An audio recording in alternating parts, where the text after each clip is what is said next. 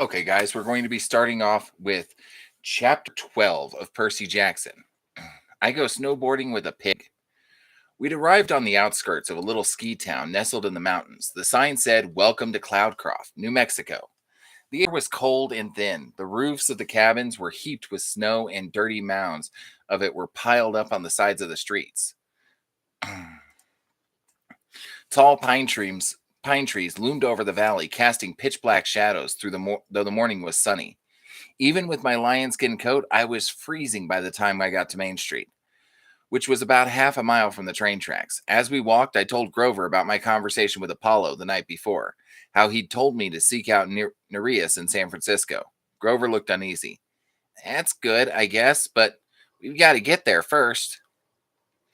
I tried not to get too depressed about our chances. I didn't want to send Grover into a panic, but I knew we had another huge deadline looming. Aside from saving Artemis in time for her council of the gods, the general had said Annabeth would only be kept alive until the winter solstice. That was Friday, only 4 days away. And he'd said something about a sacrifice. I didn't like the sound of that at all. We stopped in the middle of town. You could pretty much see everything from there: a school, a bunch of tourist stores and cafes, some ski cabins, and a grocery store. "Great," Thalia said, looking around. "No bus station, no taxis, no car rental, no way out." "There's a coffee shop," said Grover. "Yes," Zoe said. "Coffee is good." "And pastries," Grover said dreamily. "And wax paper." Thalia sighed. "Fine. How about you two go get us some food? Percy, Bianca, and I will check in the grocery store. Maybe they can give us directions." We agreed to meet back in front of the grocery store in 15 minutes. Bianca looked a little uncomfortable coming with us, but she did. Inside the store, we found out a few valuable things about Cloudcroft. There wasn't enough snow for skiing. The grocery store sold rubber rats for $1 each, and there was no easy way in or out of town unless you had your own car. "You could call for a taxi from Alamogordo," the clerk said doubtfully. "That's down at the bottom of the mountains, but it would take at least an hour to get here, cost several $100s." The clerk looked so lonely, I bought a rubber rat. Then we headed back outside and stood on the porch. "Wonderful," Dahlia grumped. "I'm going to walk down the street, see if anybody in the other shops has a suggestion." But the clerk said, "I know," she told me. "I'm checking anyway." I let her go. I knew how it felt to be restless. All half bloods had attention deficit problems because of our inborn battlefield reflexes. We couldn't stand just waiting around. Also, I had a feeling Thalia was still upset over our conversation last night about Luke. Bianca and I stood together awkwardly. I mean, I was never very comfortable talking one on one with girls anyway, and I'd never been alone with Bianca before. I wasn't sure what to say, especially now that she was a hunter and everything. "Nice rat," she said at last. I set it on the porch railing.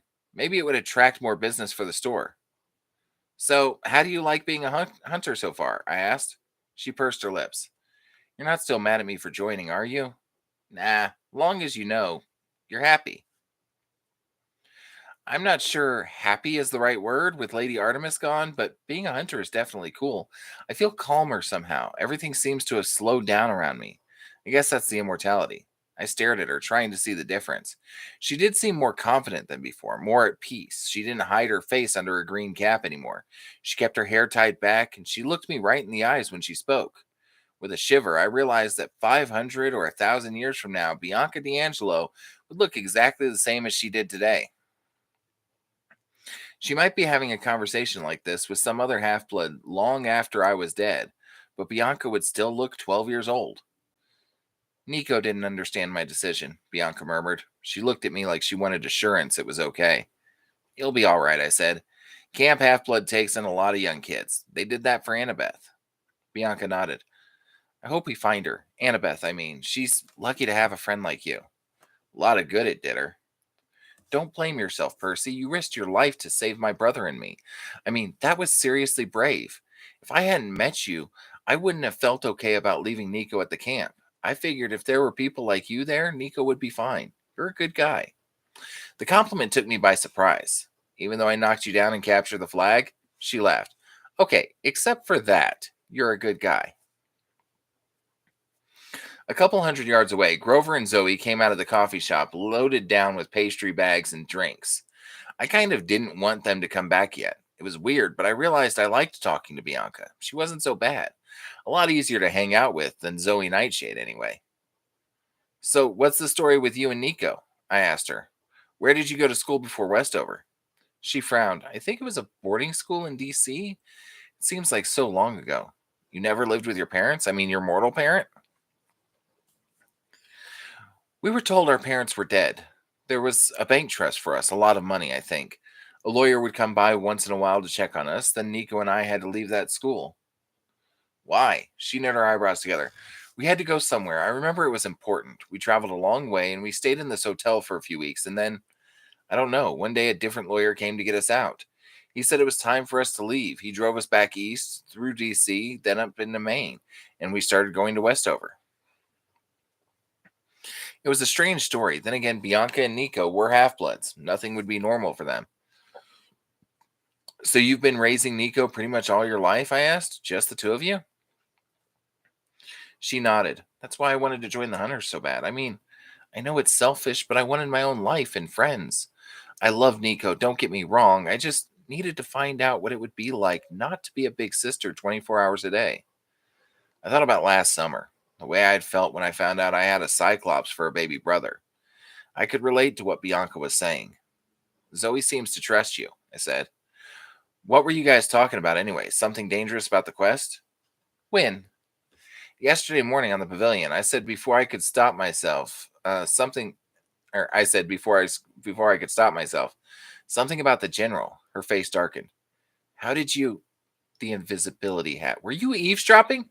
No, I mean, not really. I was saved from trying to explain when Zoe and Grover arrived with drinks and pastries. Hot chocolate for Bianca and me, coffee for them. I got a blueberry muffin, and it was so good I could almost ignore the outraged look Bianca was giving me. We should do the tracking spell, Zoe said. Grover, do you have any acorns left? Um, Grover mumbled. He was chewing on a bran muffin, wrapper and all. I think so. I just need to. He froze. I was about to ask what was wrong when a warm breeze rustled past like a gust of springtime had gotten lost in the middle of winter. Fresh air seasoned with wildflowers and sunshine, and something else, almost like a voice, trying to say something, a warning. Zoe gasped. Grover, that cup! Grover dropped his coffee cup, which was decorated with pictures of birds. Suddenly, the birds peeled off the cup and flew away. A flock of tiny doves. My rubber rat squeaked. It scampered off the railing and into the trees. Real fur, real whiskers. Grover collapsed next to his coffee, which steamed against the snow. We gathered around him and tried to wake him up. He groaned, his eyes fluttering. Hey, Dahlia said, running up from the street. What's wrong with Grover? I don't know, I said. He collapsed. Grover groaned. Well, get him up, Dahlia said. She had her spear in her hand. She looked behind her as if she were being followed. We have to get out of here. We made it to the edge of town before the first two skeleton warriors appeared. They stepped from the trees on either side of the road. Instead of gray camouflage, they were now wearing blue New Mexico State Police uniforms. But they had the same transparent gray skin and yellow eyes. They drew their handguns. I'll admit, I used to think it would be kind of cool to learn how to shoot a gun, but I changed my mind as soon as the skeleton warriors pointed theirs at me. Dahlia tapped her bracelet. Aegis spiraled to life on her arm, but the warriors didn't flinch. Their glowing yellow eyes bored right into me. I drew Riptide, though I wasn't sure what good it would do against guns. Zoe and Bianca drew their bows, but Bianca was having trouble because Grover kept swooning and leaning against her. Back up, Thalia said. We started to, but then I heard a rustling of branches. Two more skeletons appeared on the road behind us. We were surrounded. I wondered where the other skeletons were. I'd seen a dozen at the Smithsonian. Then one of the warriors raised a cell phone to his mouth and spoke into it. Except he wasn't speaking. He made a clattering, clicking sound like dry teeth on bone. Suddenly, I understood what was going on. The skeletons had split up to look for us. These skeletons were now calling their brethren. Soon we'd have a full party on our hands. It's near, Grover moaned. It's here? I said. No, he insisted. The gift from the wild. I didn't know what he was talking about, but I was worried about his condition. He was in no shape to walk, much less fight. We'll have to go one-on-one, Thalia said. 4 of them, 4 of us. Maybe they'll ignore Grover that way. Agreed, said Zoe. The wild, Grover moaned. A warm wind blew through the canyon, rustling the trees, but I kept my eyes on the skeletons. I remember the general gloating over Annabeth's fate. I remember the way Luke had betrayed her, and I charged. The first skeleton fired. Time slowed down. I won't say I could see the bullet, but I could feel its path, the same way I felt water currents in the ocean. I deflected it off the edge of my blade and kept charging. The skeleton drew a baton, and I sliced off his arms at the elbows. Then I swung Riptide through his waist and cut him in half. His bones unknit and clattered to the asphalt in a heap. Almost immediately, they began to move, reassembling themselves. The second skeleton clattered his teeth at me and tried to fire, but I knocked his gun into the snow. I thought I was doing pretty well until the other two skeletons shot me in the back. "Percy!" Dahlia screamed. I landed face down in the street. Then I realized something. I wasn't dead. The impact of the bullets had been dull, like a push from behind, but they hadn't hurt me. The Nemean lion's fur. My coat was bulletproof. Dahlia charged the second skeleton. Zoe and Bianca started firing arrows at the third and fourth. Grover stood there and held his hands out to the trees, looking like he wanted to hug them. There was a crashing sound in the forest to our left, like a bulldozer. Maybe the skeleton's reinforcements were arriving. I got to my feet and ducked a police baton. The skeleton I'd cut in half was already fully reformed, coming after me. There was no way to stop them. Zoe and Bianca fired at their heads point blank, but the arrows just whistled straight through their empty skulls. One lunged at Bianca, and I thought she was a goner, but she whipped out her hunting knife and stabbed the warrior in the chest. The whole skeleton erupted into flames, leaving a little pile of ashes and a police badge. "How did you do that?" Zoe asked. "I don't know," Bianca said nervously. "Lucky stab?" "Well, do it again."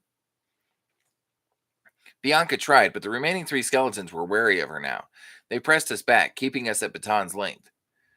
"Plan?" I said as we retreated. Nobody answered. The trees behind the skeletons were shivering. Branches were cracking. "A gift," Grover muttered. And then, with a mighty roar, the largest pig I'd ever seen came crashing into the road. It was a wild boar, 30 feet high, with a snotty pink snout and tusks the size of canoes. Its back bristled with brown hair, and its eyes were wild and angry.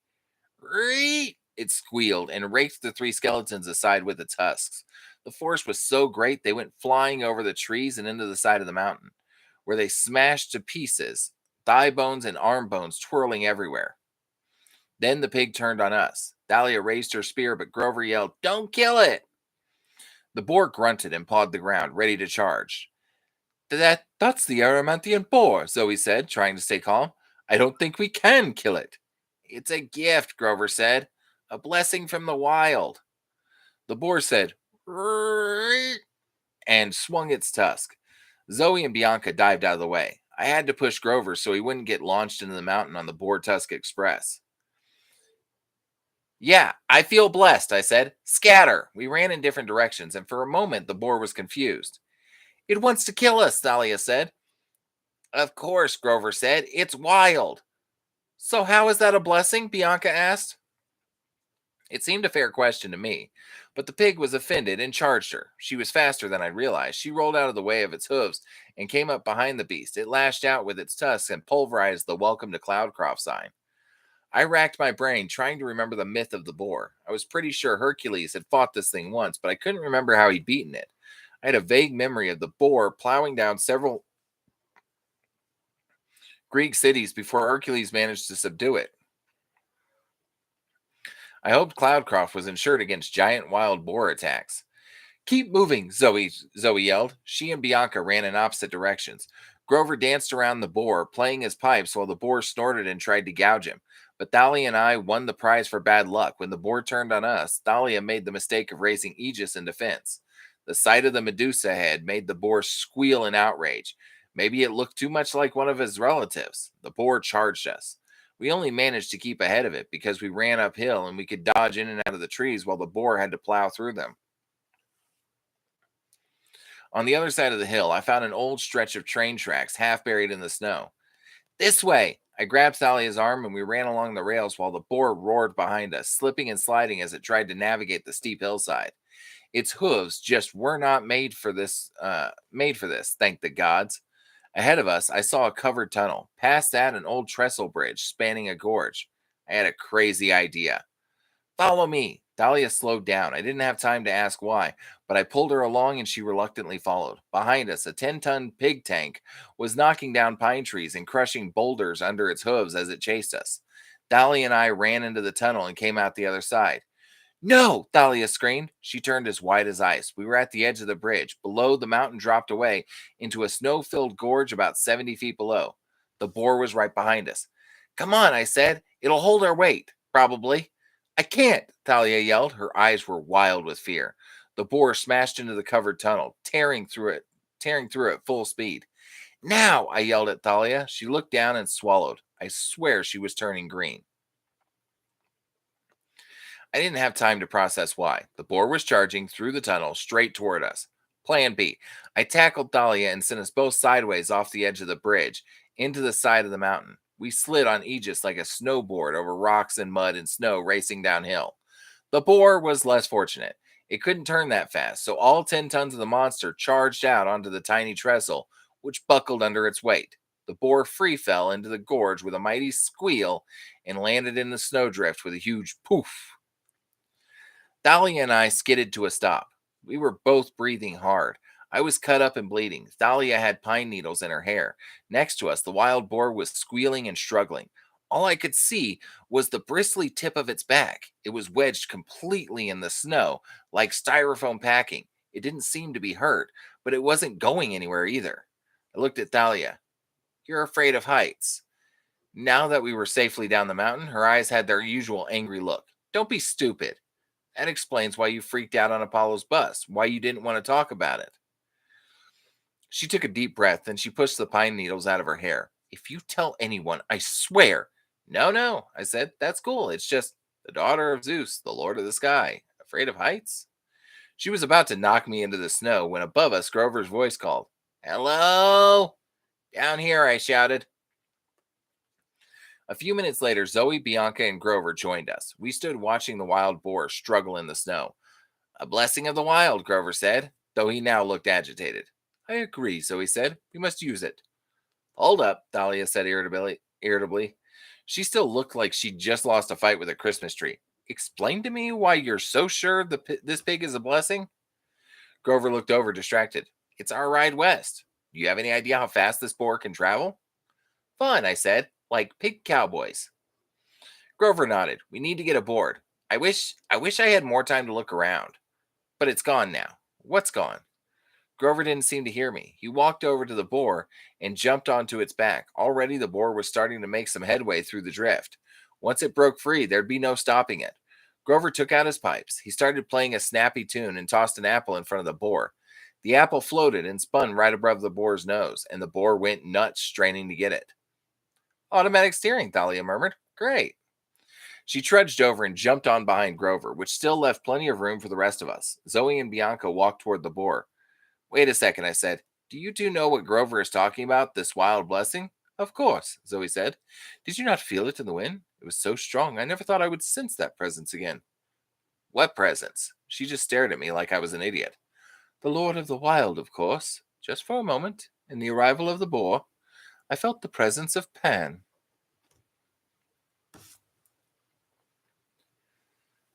And that is the end of chapter 12.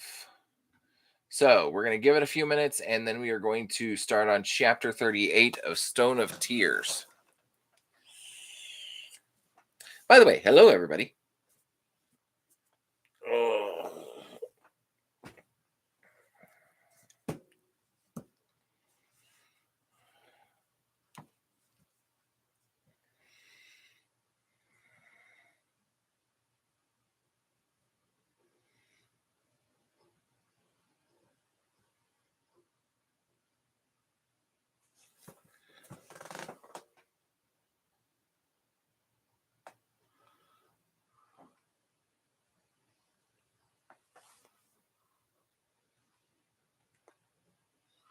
Okay, Sapphire Wolf. I do not play favorites.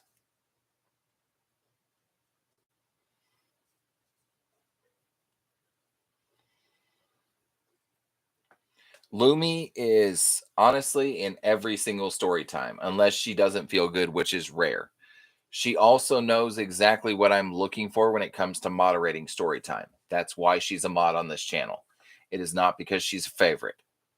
Now, are me and her friends? Do we get along? Yes. Uh, babe, your real name is showing.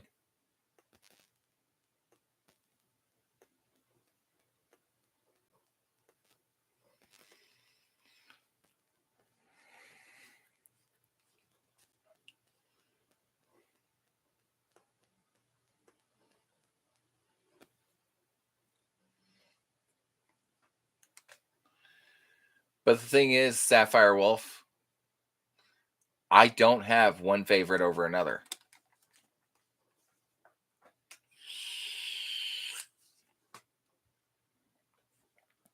I don't play favorites with my followers. I don't play favorites with my friends.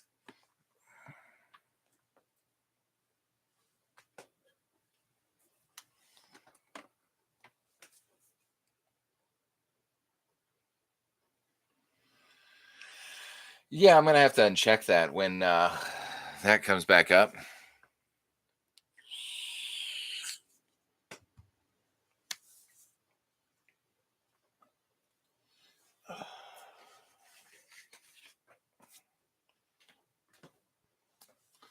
The bad part is I'm sitting in the garage and I can hear her coughing in the bedroom.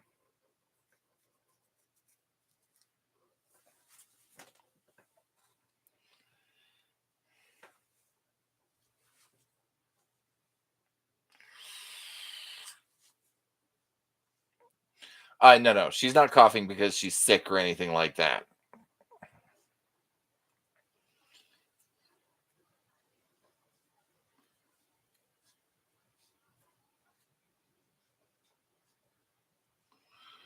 And I did hear a stream of expletives coming out of the bedroom for some reason too. Anyways,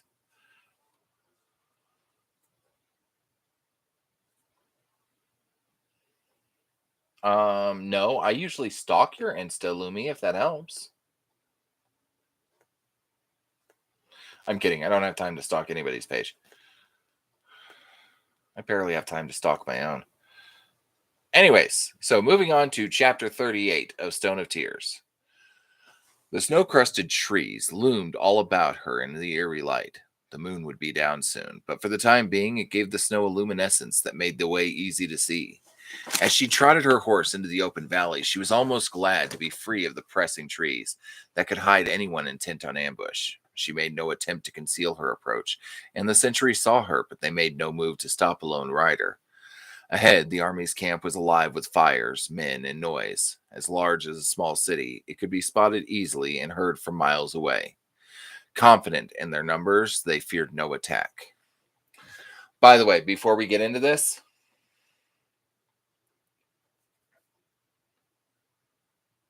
um, if anybody, fair warning, if anybody is aroused by degrading words or triggered by degrading words, there is going to be some degrading words in this chapter.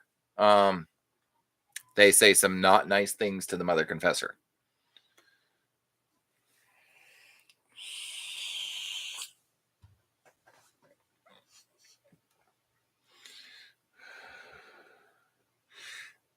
As large as a small city, it could be spotted easily and heard from miles away. Confident in their numbers, they feared no attack. With the hood of her fur mantle pulled up and drawn close around her face, Kaylin walked Nick among the confusion of men, wagons, horses, mules, tents, gear, and roaring fires. She sat tall on her horse, and above the din, she could almost uh, hear her heart thumping. The strong aroma of roasting meat and wood smoke filled the still air. The snow had been trampled and packed flat by tens of thousands of feet, both man and beast, and by wagons of every sort. Men were gathered around fires, drinking and eating and singing. Pikes were stacked upright in circles, leaning in with their heads all resting together in bristling cones. Lances were everywhere, sticking up from snowbanks, looking like forests of stripped saplings. Tents sprouted all about without any order to their layout. Men roamed far and near, stumbling from one fire to another to try the food, to join in song around men with flutes, to gamble at dice, or to share the drink. Sharing the drink seemed to be what occupied most of them.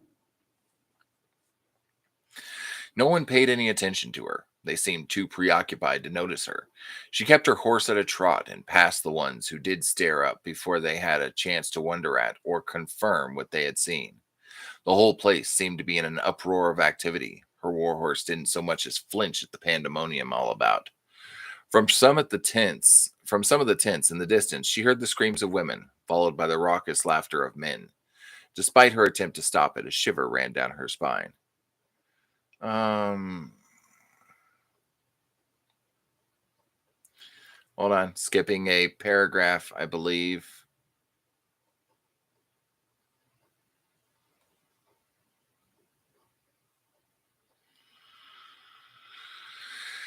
Okay. At first, she saw only Daharan troops. She knew their leather and mail and armored uniforms all too well. Each of the breastplates bore an ornate embossed letter R for the House of Rawl. Soon, though, she was able to pick out Keltons among the Daharans. She saw one group of a dozen men from Westland, each with an arm around the next fellow soldiers as they danced in a circle and at the same time drank from mugs.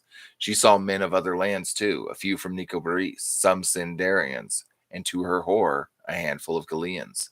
Maybe she thought they were simply Daharans in the uniforms of men they had killed. Somehow she didn't believe that. Sporadic quarrels were going on throughout the camp. Men argued over a lay of the dice, food, casks, or even bottles of drink.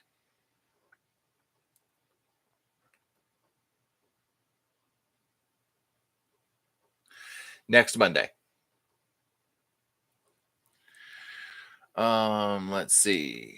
Some of the disputes erupted into fights with fists and knives. She saw one man stabbed in the gut to the uproarious laughter of onlookers. At last, she spotted what she was looking for, the tents belonging to the commanders. Though they hadn't bothered to put up their flags, she knew by their size what they were.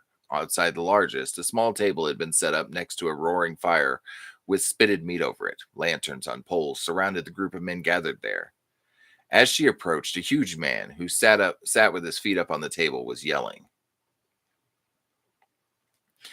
And I mean right now, or I'll have your head. A full one. You'll bring a full cask, or I'll have your head on a pike. When the soldier scurried off, the table of men erupted in laughter. Kaelin brought her huge warhorse right up to the edge of the table. She sat tall and still as she appraised the half dozen men sitting around the table. Four were Daharan officers. The one with his boots resting on the table had been the man who had been yelling. One was a Celtish commander in an ornate uniform unbuttoned to reveal a filthy shirt soaked with wine and meat drippings, and one man wore plain tan robes. With a large knife, the man with his feet on the table carved a long strip of meat from a bone. He tossed the bone over his shoulder to a snarling pack of dogs behind him. He tore the strip of meat in half with his teeth and pointed with the knife to his right, to the young man in plain robes. As he added a swig from a mug to the meat already in his mouth, he spoke around it all. Wizard Slagle here told me he thought he smelled a confessor. He peered up with bloodshot eyes. And where is your wizard, confessor? Huh? Everyone at the table laughed with him. Ale ran down his thick blonde beard. Bring anything to drink, confessor? We're nearly out.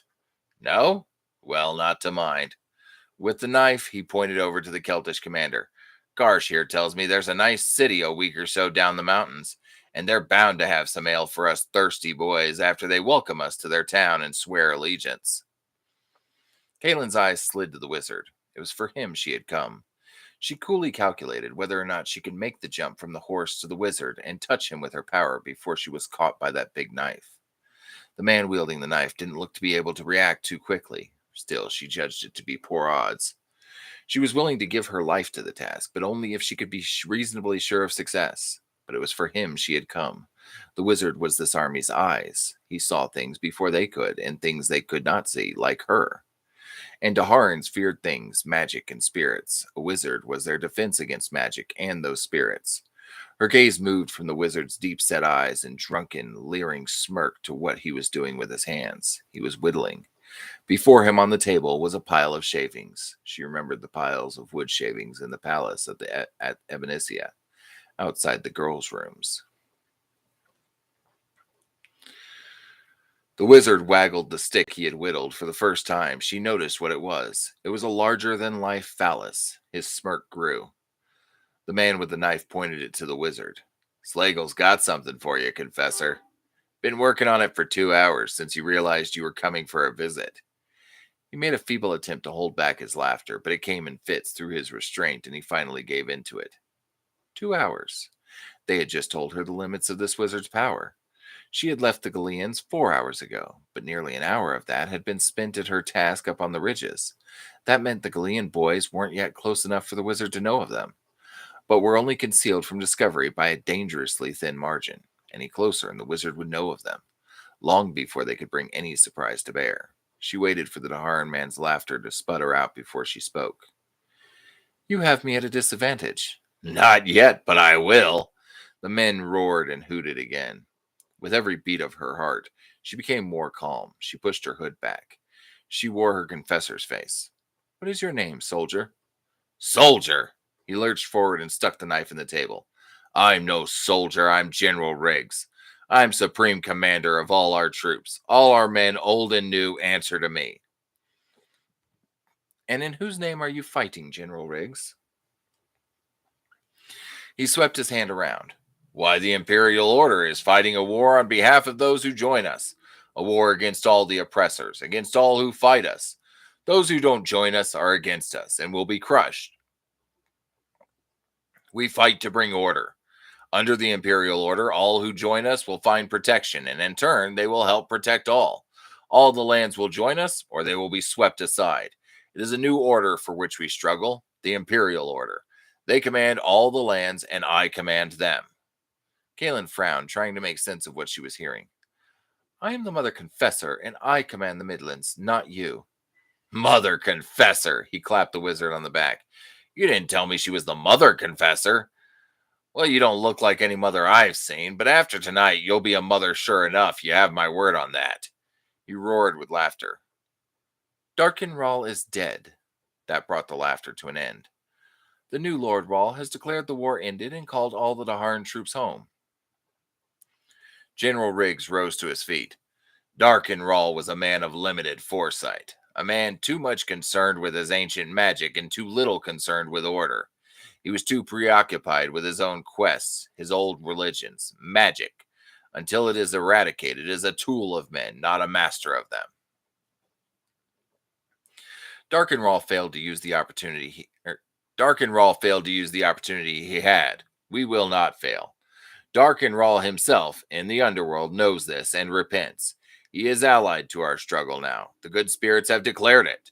We no longer bow to the House of Rall, but they, as all houses, districts, and kingdoms, to us. The new Lord Rall will join us too, or we'll crush him and any heathen dogs who follow him. We will crush all the heathen dogs. In other words, General, you fight for no one other than yourself. Your purpose is simply to murder people. I do not fight for myself. This is a larger purpose than one man. We offer all the opportunity to join with us. If they don't join with us, it's because they're aligned with our enemies and we must kill them. He threw his hands up. It's useless trying to explain such matters of state and canon to a woman. Women have no intellect for rule. Men have no exclusive talent to rule, General. It's profanity for men to bow down to a woman for protection. Right men concern themselves only with getting under a woman's skirts, not with hiding behind them. Women rule from their nipples, offering only their sympathetic pap. Men rule from their fists. They make and enforce the law. They provide and protect. Every king and patrician will be offered the chance to join with us to bring his land and his people under our protection. All queens will be offered the chance to ply their wares in a brothel, or perhaps to be the humble wives of an indentured farmer, but either way, make a proper use of themselves. He swept his mug up from the table and took a few gulps. Can't you see, woman? Are you that stupid, even for a woman? What has your Midlands alliance accomplished under the rule of women? Accomplished?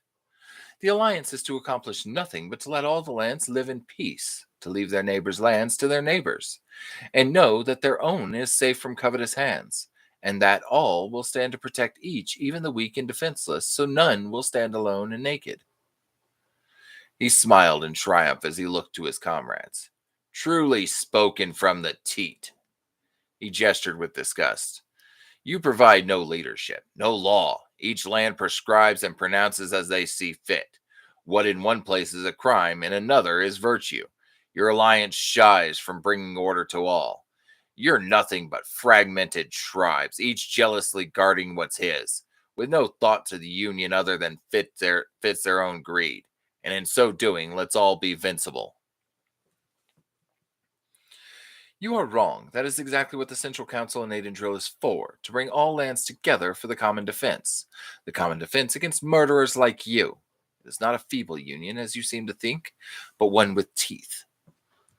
A noble ideal, one in fact which I share, but one you only give pap to.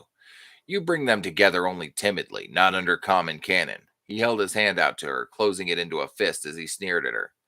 In so doing, you leave all lands ripe for the squeezing. You are lost souls in search of true leadership and in desperate need of protection. As soon as the boundaries fell, you were ravaged by Dark and Raw, and he was only half-hearted about it, seeking only his magic. Had he let the generals run as they would, there wouldn't be even a shell of this play alliance in yours left. And who is it we all needed? And who is it we all needed protection from?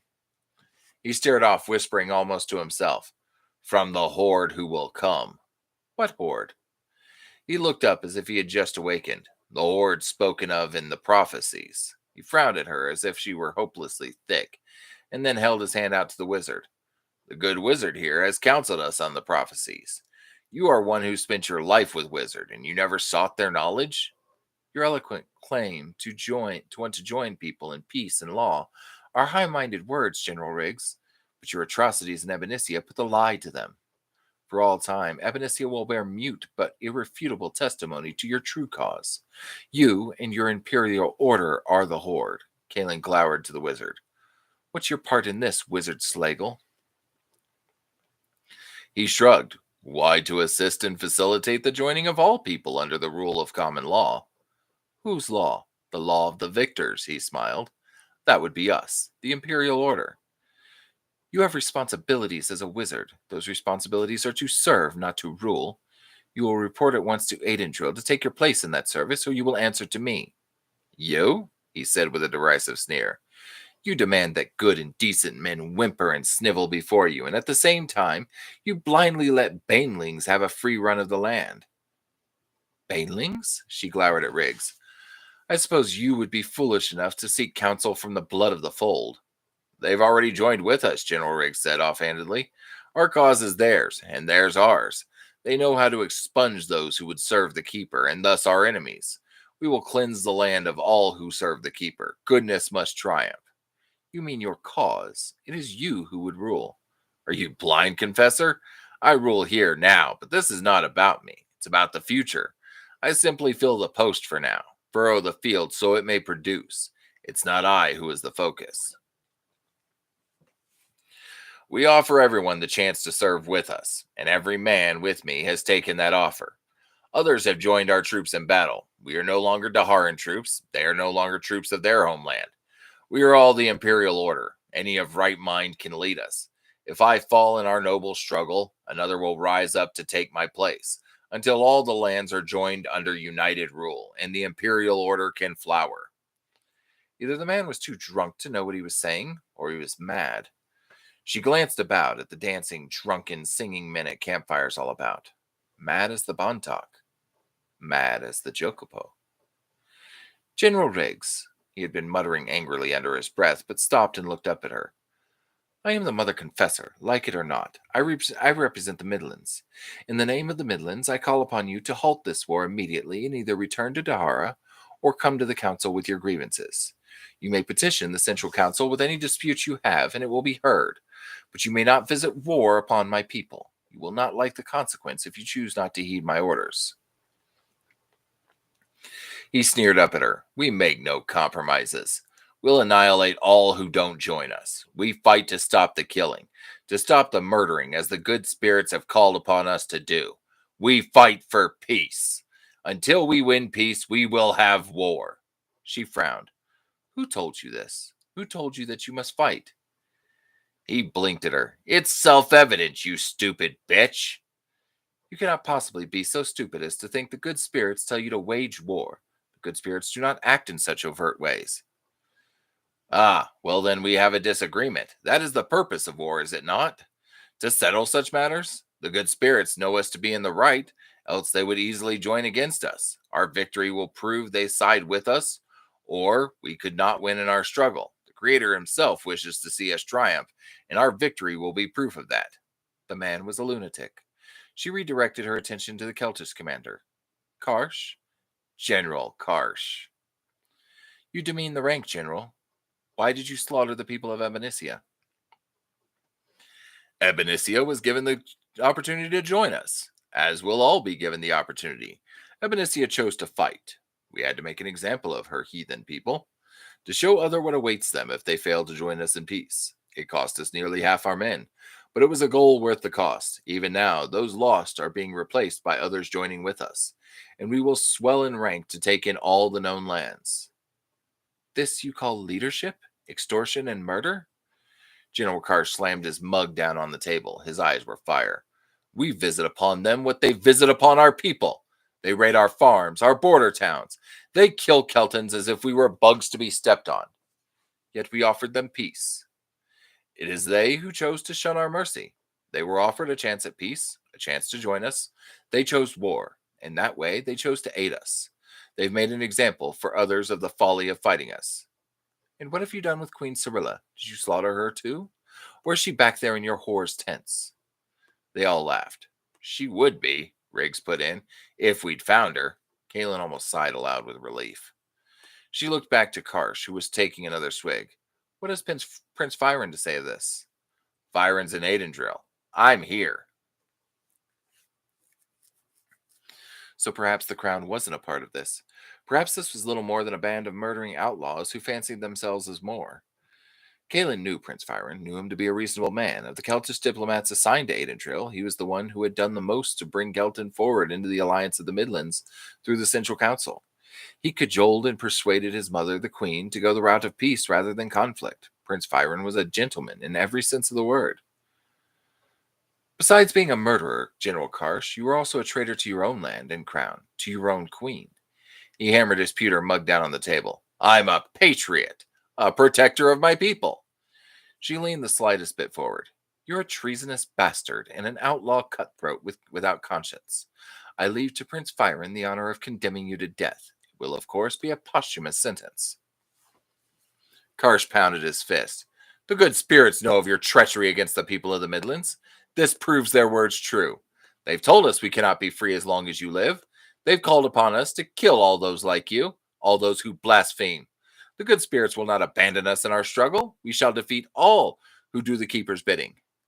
No real officer, she said contemptuously, would listen to the babbling of the blood.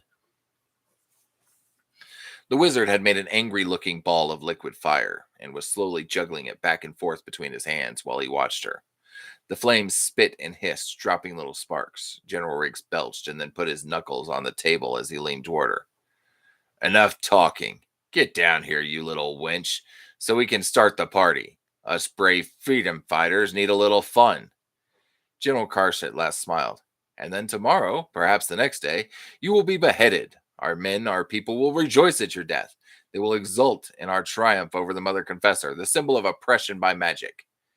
His smile left as he turned red-faced once more. These people must see your punishment to know that good can prevail, to have hope. When we have your head, our people can rejoice. Rejoice that all you brave freedom fighters are strong enough to kill a single woman? No, General Riggs said. He appeared for the first time sober as he looked up at her. You miss the true meaning of what we do. You fail to see its significance. His voice lowered, his tone softened. It's a new age we enter, Confessor. An age that has no place for your old religions. The line of confessors and their wizards is at an end. There was a time, 3,000 years ago, when nearly everyone was born with the gift. Magic held sway over all things. That magic was used to vie for power. Wizards abused their power. In their greed, they killed one another. They killed others who had the gift, and so fewer lived to pass it on. Over time, those with the gift were culled from the race of men. Yet those left still contested for rule, and further thinned the ranks of those born with the gift. The magic, the other creatures of magic who were their charges, such as you, have been steadily stripped of their protection and fount of magic.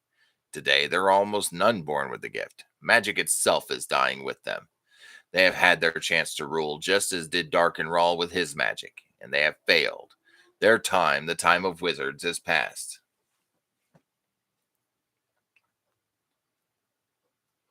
No, that's not for a while.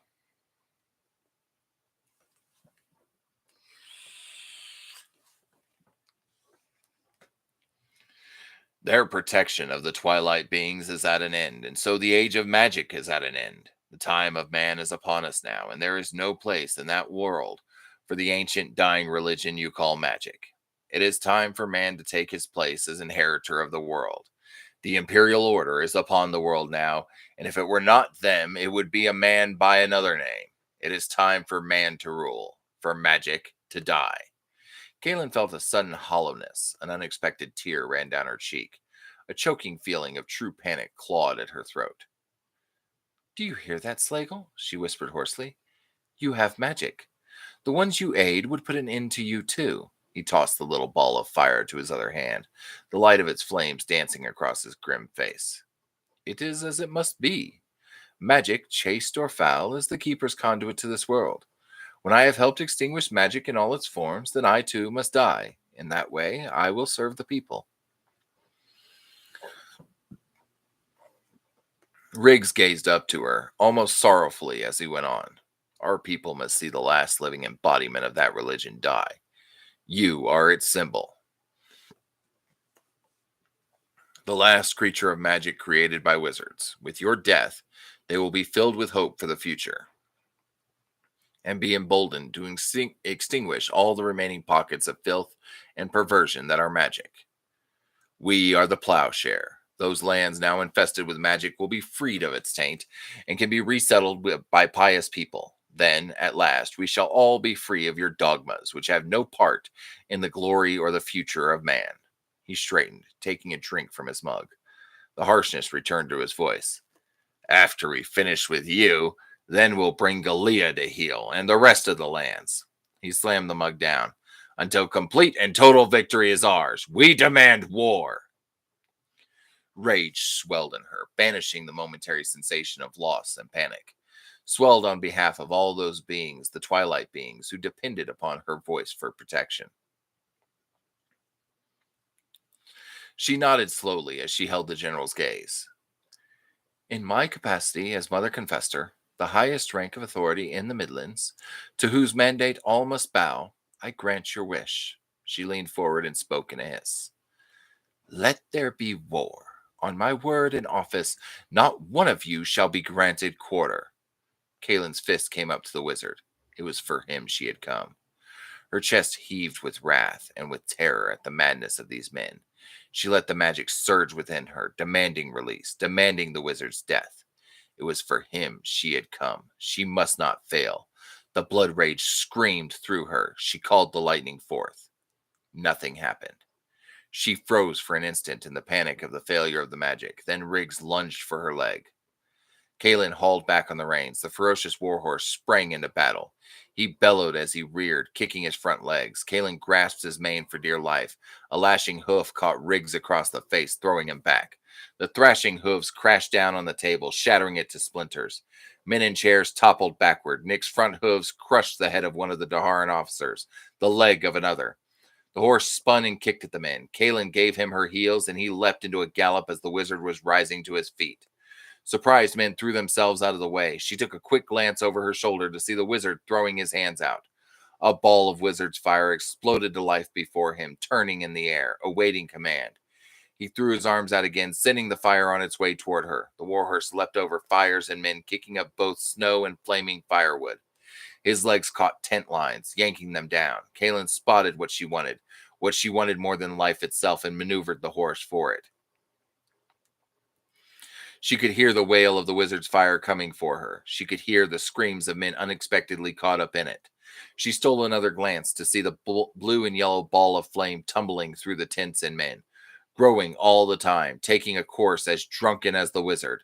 Wizard's fire had to be guided, and in his state, the wizard was having difficulty controlling what he had wrought. Were he sober, she would be dead by now. Dear spirits, she prayed, if I'm to die, let me have time enough to first do what I must. Kaelin reached her goal. As she galloped past, she yanked a lance from a snowbank and wheeled her horse. She dug her heels in, and Nick leapt ahead at a full gallop. The ball of fire wailed toward her, setting tents and men afire. It grew and tumbled as the distance closed. The lance was unexpectedly heavy, made for men who had more muscle than she, and she had to carry it upright to save her strength. The warhorse didn't flinch as she galloped, not at the noise, the confusion, the running men, or the wizard's fire. She pulled to one side and then the other, Nick's hooves digging into the packed snow. She dodged obstacles, weaving her way toward the wizard's fire at full speed toward the wizard. Slagle tried to change the course of the fire to block her advance. Each time she wove in her headlong rush, his reactions were slow. But as the distance closed, she knew he wouldn't need to be fast to catch her up in it. At the last instant, she wheeled her horse around to the right. The fire roared by so close she could smell burnt hair. And then she was racing again. As she charged the horse ahead, the wizard's fire exploded behind, cascading across the ground like a burst dam. The horrifying death screams of man and beast caught in the conflagration filled the night air. Dozens of men, all afire, rolled through the snow, trying to put out the flames, but Wizard's fire was not so easy to extinguish. It was alive with purpose. The howls of pain panicked those around who didn't know what was happening.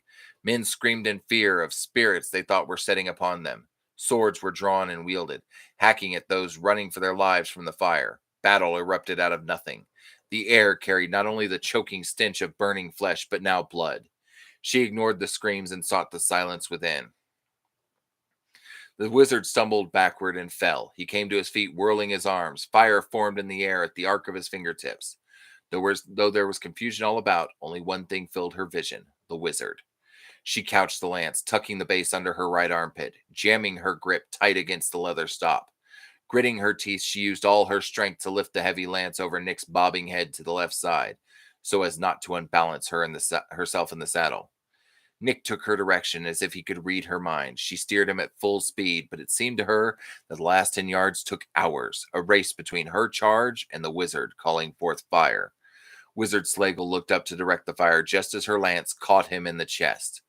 The impact shattered the lance to splinters at mid-link and nearly tore the wizard in half. She and her horse flew through a spray of blood. Kaelin swung the half lance at a man lunging for her, catching him across the head. The impact tore the lance from her grip. She wheeled the horse and leaned forward over his withers as she galloped at full speed back through the confusion around the command tents. Her heart pounded as fast as the horse's hooves. One of the Daharan officers from the table was up and screaming for a horse. Men leapt onto horses bareback. As she began putting distance between them, she could hear him yell that if they failed to catch her, they would be drawn and quartered to a man. A quick glance showed a good 3 dozen riders joining the chase. Away from the command tents, back the way she had come, men didn't know what was happening and saw a galloping rider as simply part of the drunken festivities. None moved to stop her. Men, tents, fires, polearms, and lances stuck upright in the snow. Stacks of pikes, horses, and wagons all flashed by in a blur. Nick jumped anything he couldn't dodge. The threat of him not jumping or dodging had men diving for cover. Men at games tumbled out of the way, coin and dice flying into the air. Tents pulled up when Nick's legs caught their lines, flew up and billowed in a tangle behind, snaring her pursuers. Horses and riders crashed to the ground. Others ran over their own men in their frenzied attempt to keep her in sight. Kaelin spotted a sword hanging in a scabbard that was fastened to the side of a wagon, and as she ran past, she pulled it free. Galloping past picket lines, she swung the sword, cutting the lead lines. She hacked the rump of one horse as she charged past. He kicked and screamed in fright and pain, panicking the rest of the horses. They bolted headlong in every direction. Lanterns on poles toppled onto tents, setting them afire. The horses in pursuit balked at the fires, rearing and bucking, throwing their riders to the ground. A man lunged suddenly into her path, avoiding Nick's flying hooves and grabbing for her. Kaelin drove the sword home through his chest as she flew by. The hilt tore from her hand. She leaned forward and held on as Nick raced through the endless camp. The men chasing her weren't as close, but they were still coming. Suddenly, she was free of the camp, galloping through the open snow. Kaelin followed her own tracks across the flat by the waning light of the moon. The muscular horse plowed through the snow almost as if it weren't there. She reached the trees at last, and before plunging in and ascending the steep slopes, she checked over her shoulder. A good 50 men were not 3 minutes behind. She would be able to open the lead as she went up along the forest trail, but they would still catch her. She would see to that.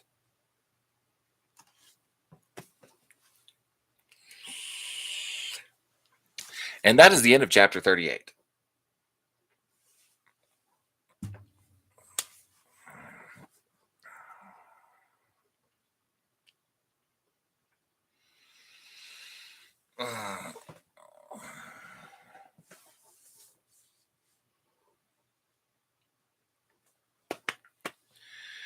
Oh, that was fun.